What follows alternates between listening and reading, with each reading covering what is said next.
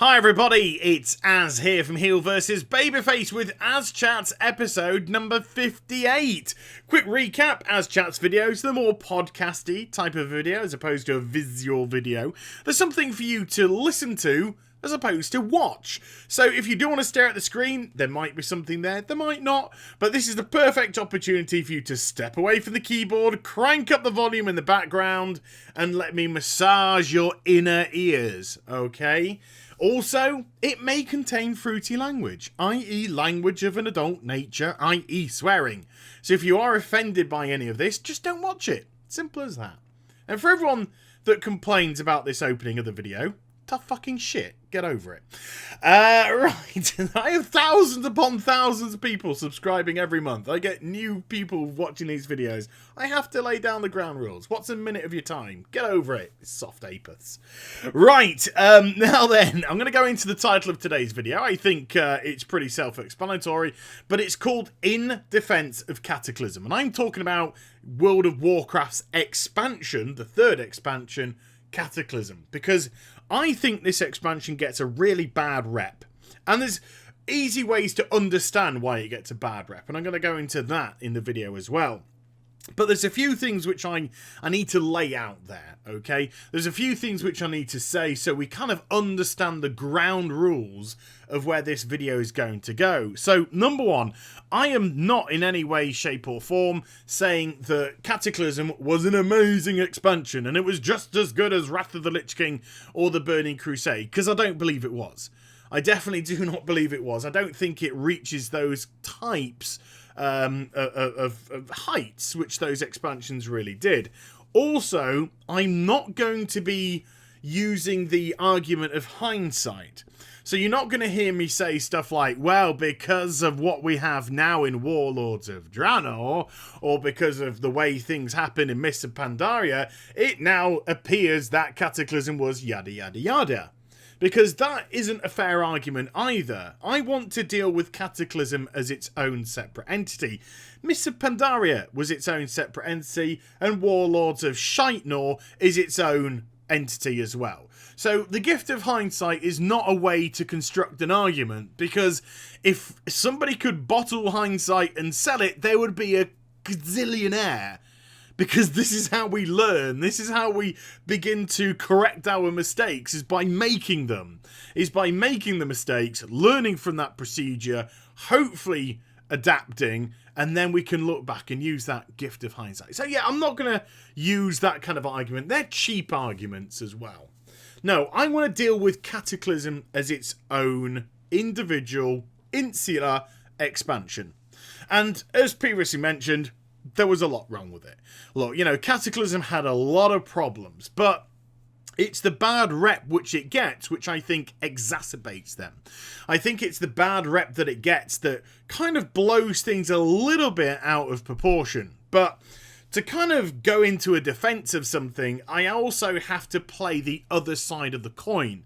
So I'm going to go into now some of the issues which Cataclysm absolutely had. And believe me, it had some severe problems. And number one was the pacing. The pacing of Cataclysm was really, really bad. The way that the raids were broken up, and the raids weren't that substantial because they were so kind of like small. And I'm not adverse to small raids, but the raids themselves weren't actually great.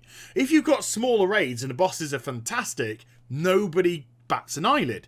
Nobody kind of brings it up. But I think one thing that Cataclysm does have a bad rep for is that the boss fights in the raids weren't that good. And if you've been through old Cataclysm raids, you can kind of get an idea of some of the bosses which were great, some of the bosses which weren't. But all in all, it was most likely the most inconsistent expansion when it came to raiding. And then we also had, sadly, the dubbing down of dungeons. This was the straw that broke the total biscuit back, believe it or not. This is one of the reasons why TB left the World of Warcraft. When the Cataclysm dungeons initially came out, they were tough.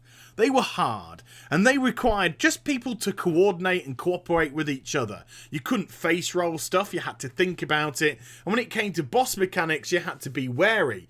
There were certain mechanics which would one-shot you, there were certain mechanics which would reflect things back if you weren't paying attention. So there was all that kind of teamwork which has just gone from the game. And then Blizzard decided, because a few people in the forums cried some tears, to dub down dungeons massively. So suddenly these tougher dungeons which we had, these heroic dungeons which really were, you know, to me, on the right side of difficult, would just turn into face roll nonsense. And that was, you know, I think that was the final straw for TB. And he wrote this big sort of article about why he was now leaving the World of Warcraft. It's quite an interesting story. And if you do get the opportunity to grab hold of that, by all means do. And it was one thing which actually really affected me. And this was the first time since the Burning Crusade that I actually unsubscribed from the World of Warcraft, was during Cataclysm. Because I had been through Burning Crusade. I had been through Wrath of the Lich King. I had experienced tough content. And so suddenly, to have that taken away from me, I wasn't happy. I wasn't happy at all. And so I left the game in Cataclysm for a substantial period of time. Other problems that it had were the endgame. There was a massive problem with the endgame in Cataclysm. There was simply not enough to do.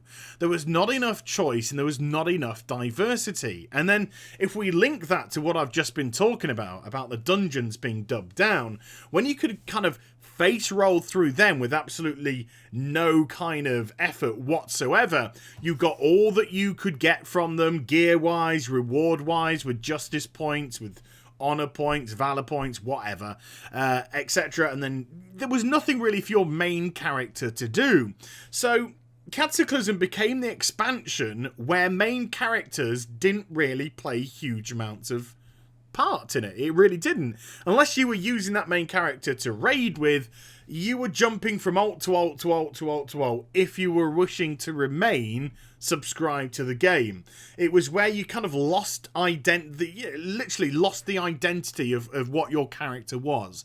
And this was the expansion when I returned to it, and I actually got talked into returning to WoW about a year into Cataclysm. I think it was just as the Dragon Soul raid had come out, where I was just leveling up alt after alt after alt after alt. But I was, fortunately for me, still raiding.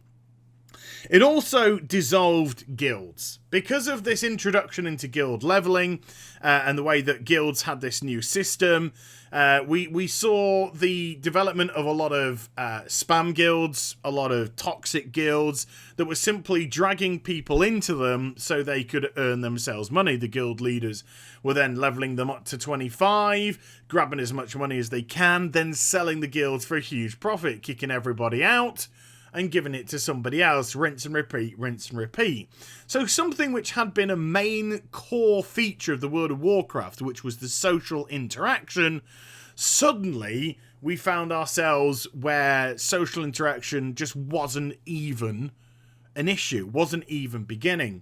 And then we had the Dungeon Finder. Now, convenience-wise, Dungeon Finder was a great idea, but what we also found Dungeon Finder doing was locking us into the capital cities. So we had main capital cities, Ironforge and Orgrimmar and Thunderbluff and blah, and people would usually have their choices of where to go. Suddenly it became everybody goes to Stormwind, everybody goes to Orgrimmar. That's where the portals were to go to the various new areas which Cataclysm had brought to us, and we lost that exploration element of the game, that going out there, even when you were flying to dungeons via fly paths or whatnot, or a couple of people heading there so they could go to the meeting stones and summon you there.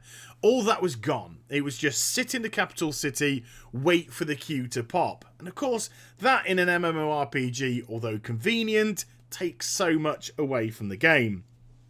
And then we have those three dreaded letters. Those three dreaded letters which, even saying them, just make me want to vomit, and that's LFR. LFR was actually brought in Cataclysm, and it wasn't brought in Mists of Pandaria. It was brought in for the final raid. It was brought in for Dragon Soul, and this is where we got our first, our first kind of glimpses of how a face roll, non-organized group of rabble would be, I don't know, spending the majority of their endgame time, I suppose. And it was just awful. I mean, the environments of LFR, the way that people were getting hold of tier sets, remember, because it was still tier sets then, still grabbing hold of their tier sets, which was slightly reskinned. To me, LFR was probably one of the worst things that Blizzard have ever brought into the World of Warcraft. And oddly enough, it was quite difficult to see why it had been brought in. I mean, even though Cataclysm was making so many mistakes, we'll go into all the positives soon, but even though Cataclysm was making so many mistakes, and for the first time in a long time, we suddenly started to see subscriber numbers drop, they hadn't dropped until Cataclysm. They had never dropped until Cataclysm. One thing that I will say, which brings Mists of Pandaria and Warlords of Draenor into the equation, and this is only because it affects these 3 expansions, is now when Blizzard talk about subscriber numbers, they talk about the flux. Subscribers numbers are always in flux. They always go up and they always go down, bearing in mind whatever is happening, whether it's the release of a new patch or the release of a new expansion, yada yada yada. That is a fresh excuse which was brought in thanks to Cataclysm, because up until this expansion, sub numbers had only gone up, up, up, up, up, up, and then kind of plateaued during Wrath of the Lich King, but plateaued at an extraordinary high number, about 12.3.4 million players. But even Cataclysm, at its absolute worst, when people were leaving the game, it dropped down to 9.1 million subscribers. And that's at its absolute worst. So they lost approximately 3 million subscribers throughout the course of Cataclysm, but they still had 9 million left. That was a huge, huge number. So something like LFR wasn't brought in to retain numbers. It wasn't something which was actually brought in to be necessary. Because of what I've been going through with issues with Cataclysm, it's quite apparent to see that there was multiple problems which were surrounding this expansion. There were multiple things which weren't connecting, which were going wrong, which were causing people to say enough is enough. All the way through from the dungeons, to the social interaction, to the lack of actually getting out into the world to do any exploration, or simply being out in the world and exploring, doing stuff. All of that, all contributed to the fact that numbers started to drop. So all this kind of talk now of flux with subscriber numbers, it all came around because of the content choices of of World of Warcraft, as opposed to natural declines. Okay?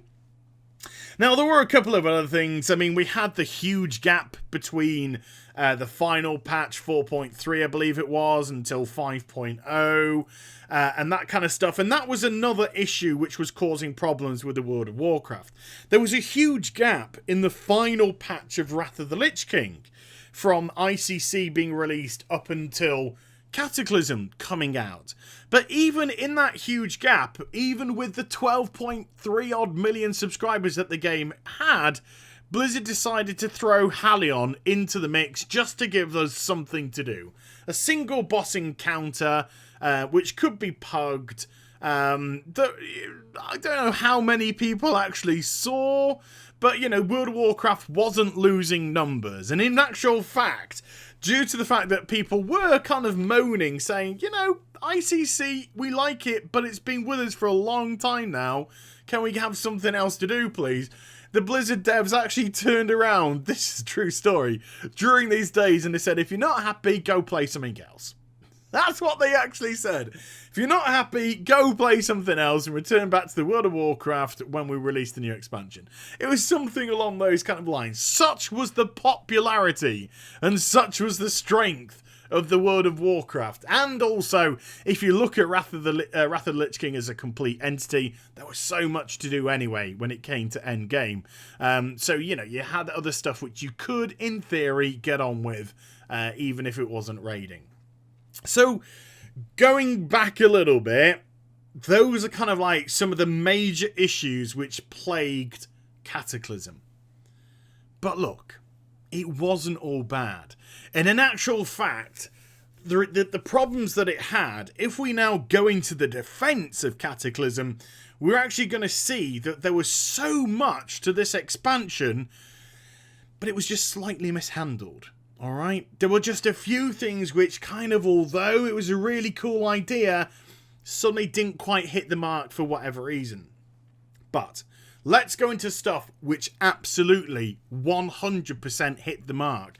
And also, let's go into some of the stuff which not only hit the mark, but has actually set the precedence for the most popular forms of content that the World of Warcraft actually has today.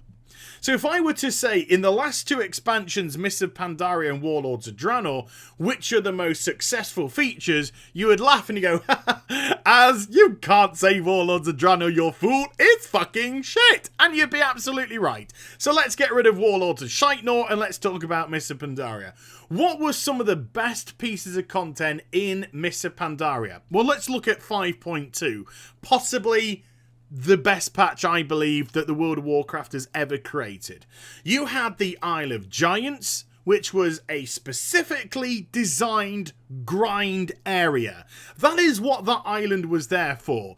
This was for people that wanted to do nothing but grind. This is for people that like to have a time sink to get themselves a sexy little reward at the end of it. You had creatures which would drop pets. You had the dinosaurs all around the island, full stop, which would drop bones. Those bones could then be turned in for other rewards, pets, money, and ultimately, if you went for the big prize, you would get yourself a mount. On top of that, hunters also got a little bit extra out of Isle of Giants because they could go to Isle of Giants, defeat some of the dinosaurs, and then get themselves a grimoire of some sort. And that grimoire would allow them to tame the dino pets that were on their island, or some of the dino pets that were on the island. So they got a little bit more out of this equation too. And then on top of it, just to kind of really put the icing on the cake, we had Undasta. So Isle of Giants was a specifically designed grind area, separate from the Isle of Thunder. And the Isle of Thunder proved to be one of the most popular forms of content and actually stopped the rot in subscribers leaving the game when it came to 5.2. And can I just say, for the record, that is no mean feat, because 5.2 was only halfway through the expansion's life. Well, not even halfway through, because these patches were being thrown out rather quickly. 5.1, 5.2, 5.3 and 5.4 all came within the first year of Mists of Pandaria, an expansion which lasted for over 2 years. So let's just say, for argument's sake, that 5.2 came in at around about the 25% mark. Mists of Pandaria was hemorrhaging subscribers. People were leaving hand over fist because of the awful 5.0 endgame and grind, and also because 5.1, although it had some great storytelling, was not much of a development from that either. So to stop the rot, something had to be absolutely spot on.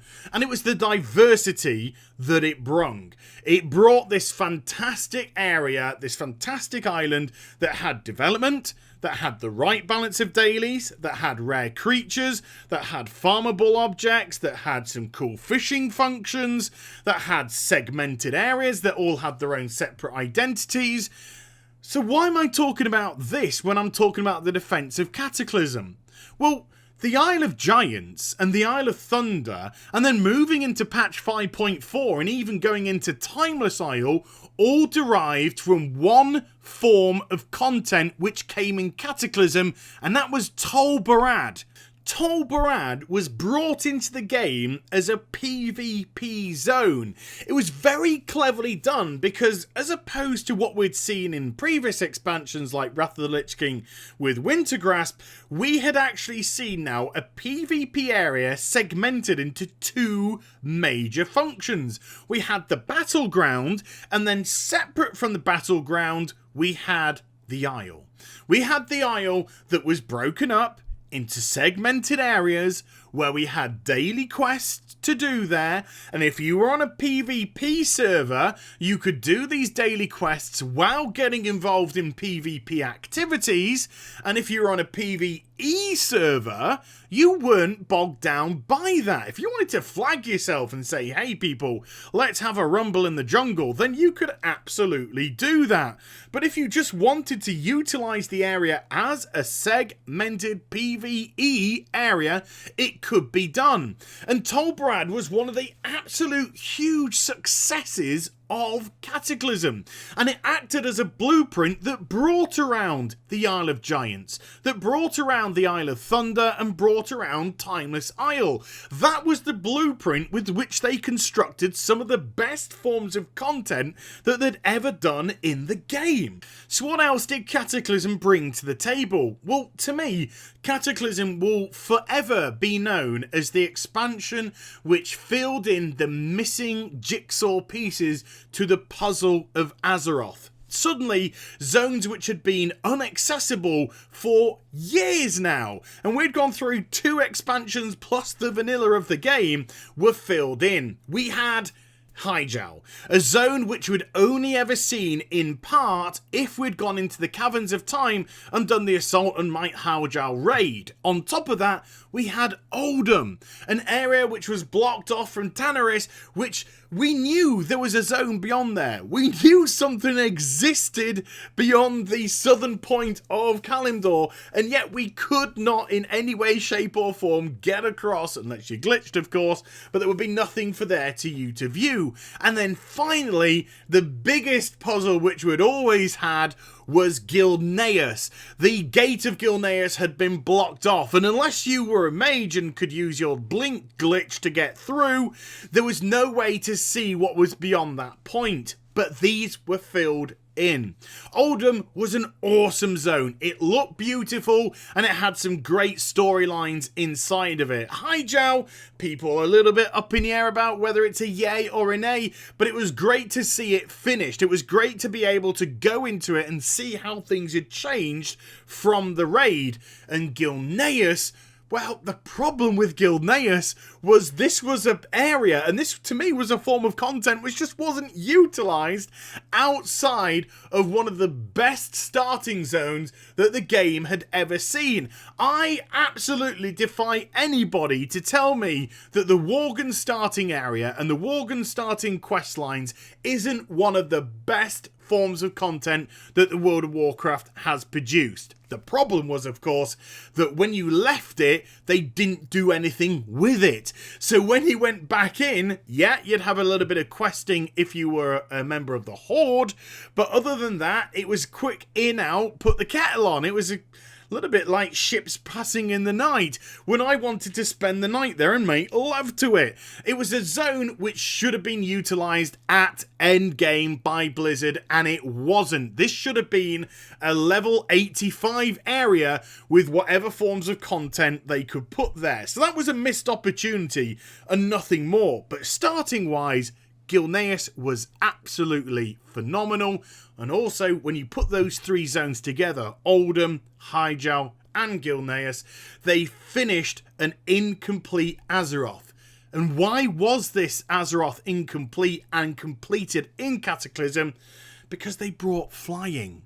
That's one thing which we'd never ever expected to get on mainland Azeroth. And in actual fact, when it came into the game in the Burning Crusade, people turned to Blizz and said, will we ever get flying on Azeroth? And Blizzard would turn around and say, do you know something? Chances are, probably not. So when Cataclysm was announced, and when it came to pass that we would be able to fly in this now redone, revamped Azeroth, people were losing their shit, and rightly so. And the reason why people are losing their shit is because Azeroth is fucking huge. This is the biggest 2 continents that have ever been produced in the World of Warcraft. Whenever we go to somewhere else, Outland, Northrend, Pandaria and Skomnor, these are much smaller areas, full stop, when you go around to fly. So to have the ability to fly wherever you wanted to go, unless it was the Blood Elf area, wherever you wanted to go in the world was awesome. We could finally go to those places which we didn't think we'd ever be able to see. We'd finally get to see Azeroth from a completely different perspective. And the reason why also it's a completely different perspective is because every single solitary zone was redone. This wasn't a haphazard, half-assed job. This was a proper deconstruction of the existing Azeroth and a reconstruction of Cataclysm's Azeroth. We had the Sundering with stuff getting torn to pieces by Deathwing. We actually saw in a lot of areas the actual repercussions of some of the quest lines which we'd gone through prior to that in the vanilla Burning Crusade or Wrath of the Lich King. We'd seen areas that had started to develop because we had completed stuff. We actually saw Eastern Plaguelands begin to convert into something a little bit more natural now that the Scourge had been pushed back. Not everything had been pushed back, but there are a lot of areas which suddenly were becoming tangible for the human population again. The plague was subsiding, the corruption of the areas was subsiding, and we got to see things beginning to bloom again, things beginning to develop once more. And not only were the zones redone physically, they were complete and utterly redone quest-wise. This was probably one of the greatest strengths and unfortunately the biggest downside of Cataclysm, and something that Blizzard didn't quite take into consideration. So much effort was put into the reconstruction of the areas and the development of all new quests, and can I just say once more, probably bringing in some of the best questing the game has ever seen. I'm talking Welcome to the Machine, I'm talking the day that Deathwing came to town and all that kind of jazz. I'm talking about those quests which will always, and I'm talking always, be at the top of everybody's best quest ever lists. When do they come in? Cataclysm. That's when they came in. But because they put so much effort in the redevelopment of these zones and the redevelopment of all the questing structure, all that time and effort was taken away from endgame. That's why the endgame of Cataclysm was lacking. That's why it had a lot of these problems which I spoke about at the beginning of the video. Nothing to do with laziness. It was nothing to do with apathy, stuff which now plagues the game quite clearly. No, this was because everything had gone into different segments of development, and they were kind of up to a point where they were like, shit, we've forgotten about level 85. We've forgotten about where stuff develops from here. So it's kind of one of those things where they've kind of done wrong through doing right. They've put so much time and effort into reconstruction that they've actually forgotten about end game. And that's one thing which Cataclysm, again, will be known for. So that was a huge positive. And if you ever have started a character from level 1 after Cataclysm and gone through the zones and gone through the questing, and I'm talking right up until level 58 when you can jump into Outland. After that, we kind of go back onto a regular progression system, which we all know. But that leveling up in that period is just awesome. It's absolutely awesome. And if you haven't done it, I thoroughly recommend that you do. If you're a person that constantly plays Alliance, roll a Horde character and do the undead storylines, because they're just freaking amazing. Or roll an Orc, and if you want to just go through all the barons and that kind of jazz, do that. But to experience that questing when it was redone was an absolute joy to behold, and something which cannot be maligned. It's something that sadly is now missing from the game because you can skip it all. And that's not Cataclysm's fault. It's not Cataclysm's fault that Blizzard are now putting in future expansions instant boosts to level 90 or 100, which we're going to get in the next expansion, Legion. That's nothing to do with all that work and effort that was put into the game. The problem was, even by the end of Cataclysm, of course, if you did the Scroll of Resurrection, where you could actually get a friend back into the game, you could boost them pretty much, I think, immediately to level 80. So all that work that they had done in the expansion, they undid towards the end of it with the scroll. And that's a sad thing. So there is, again, it's nothing to do with laziness or apathy. It's just everything to do with how they assigned people and how they assigned the assets to go. Because bear in mind, during Cataclysm, they still didn't have the numbers of development team that we see today. Today there's about 220. Back in Cataclysm, we were probably looking around about 110 to 120. So half the team that we have today constructed so much with the revamping and redevelopment of Azeroth. The only problem was it just came at the cost of endgame. So if we look at other features of Cataclysm, I talked anyway, about the fitting of the puzzles, the finishing article of these puzzles with Hyjal and Oldham and Gilneas. There was one more. And this isn't a zone, so this is why I didn't mention this one along with the zones. This one actually turned out to be a dungeon. And I would love to see a show of hands here. You know, in the comments section, put an O, put a dash, so it looks like a show of hands. But who is with me? Who is with me right now that said, what is inside Grim Batol? What is inside this dwarven city? I want to go through that front door. And we had never been able to do so.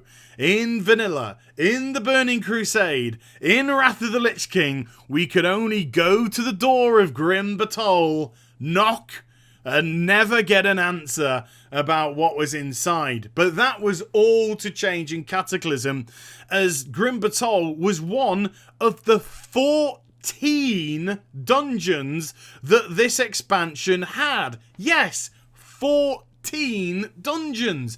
This is something which can't be sniffed at, people. And again, the temptation to look at Mists of Pandaria and Warlords of Draenor is immense here.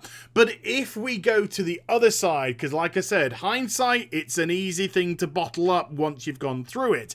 But if we look at Wrath of the Lich King, and if we look at the Burning Crusade, I believe those had 16 dungeons each. So all that Cataclysm lost was 2 dungeons, not a humongous amount.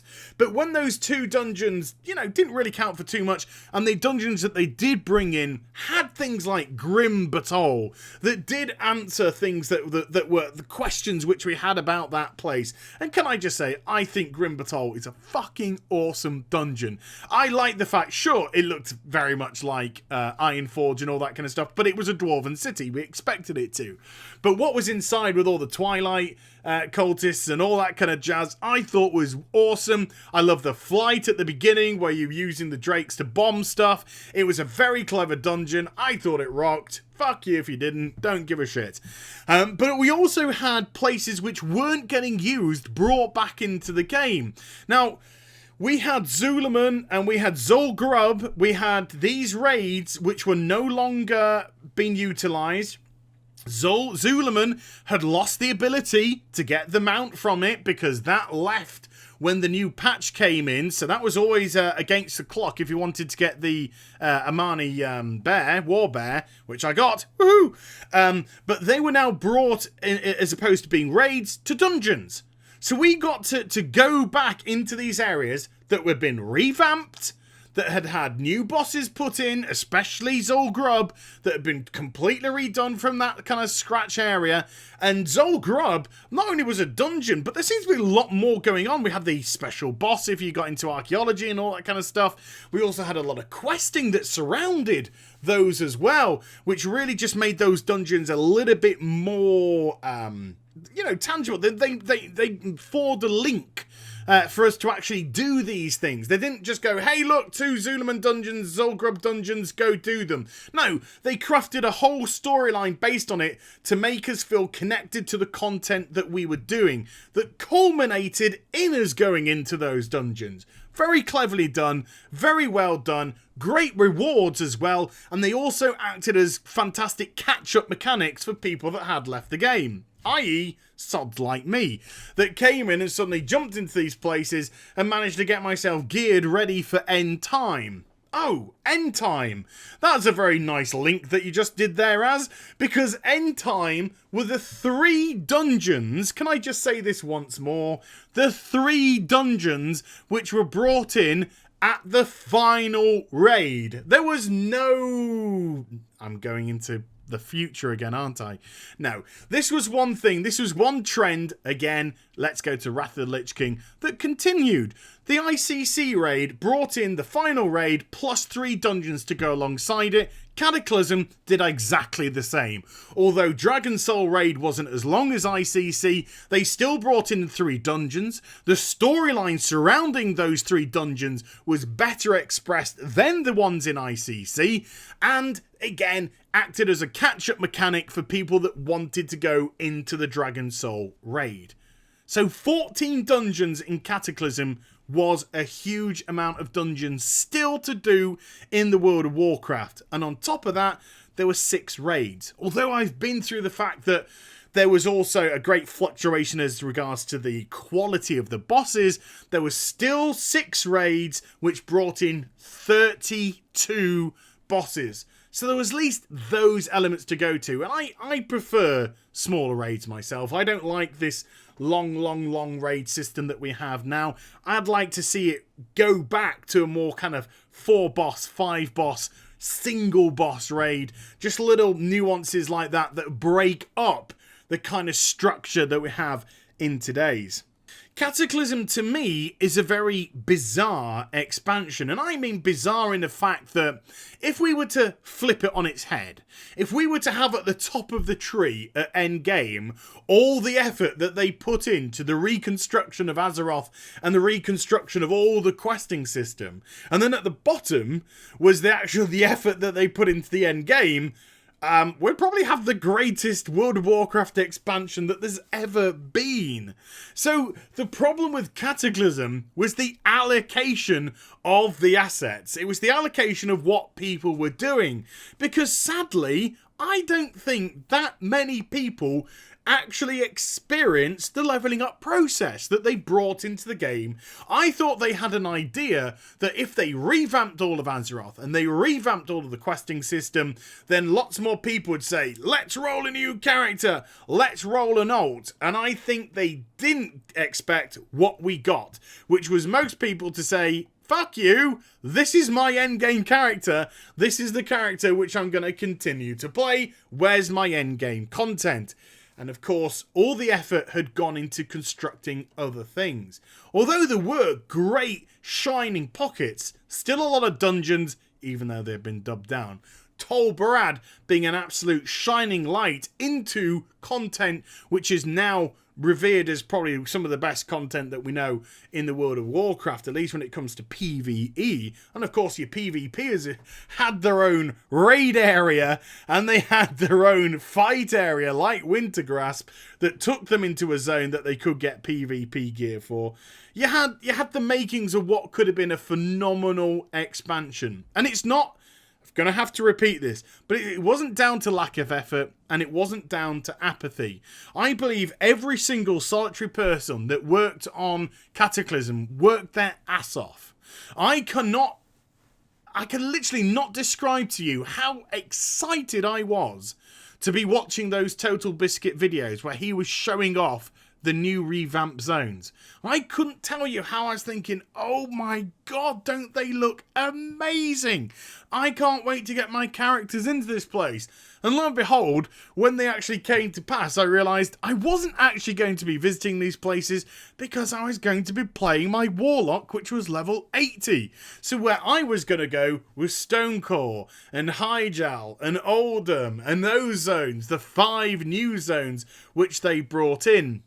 It was sadly the allocation of the assets. And then, because we started to see the first declines in World of Warcraft subscription numbers, remember, we'd never ever seen a decline at all in the World of Warcraft up until Cataclysm.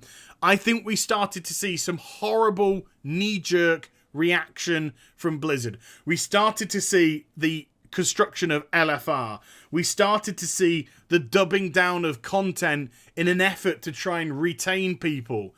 But when you do that, and when you cater for that lowest common denominator, then you're not catering for the people that want to have a challenge, and you're not catering for the people that like to have that air of difficulty in their game. And those people can only find that sort of solace in raiding.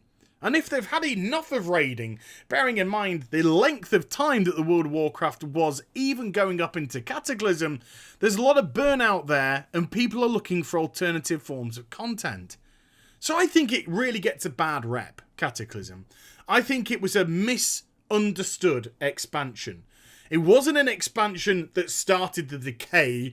It wasn't the expansion where Activision got their claws in and tore the game to pieces. It was an expansion that had some great content in pockets. It was an expansion that sadly made some seriously wrong knee-jerk reaction decisions. And it was an expansion that appears, at least superficially, to have had the allocation of assets in the wrong areas. Or at least areas which weren't going to get appreciated as much as Endgame would have been appreciated. And that is why I want to come to the defense of Cataclysm. Was it a great expansion? No, it wasn't a great expansion. It was an expansion that had some great ideas, and it was an expansion that had a great heart because it was in the right place. It just didn't quite work properly. So before you want to rag on Cataclysm, yeah, there's a lot of stuff which we can easily pick apart, but there's also a hell of a lot of stuff which we could put in the pro column as well. So I hope you enjoyed the vid. If you did, please do give it a thumbs up and also subscribe to my channel. Follow me on social media and Twitch for live streaming. Those links are in the description down below. And I'll be back with some more stuff very soon. You take care, everybody. Bye-bye.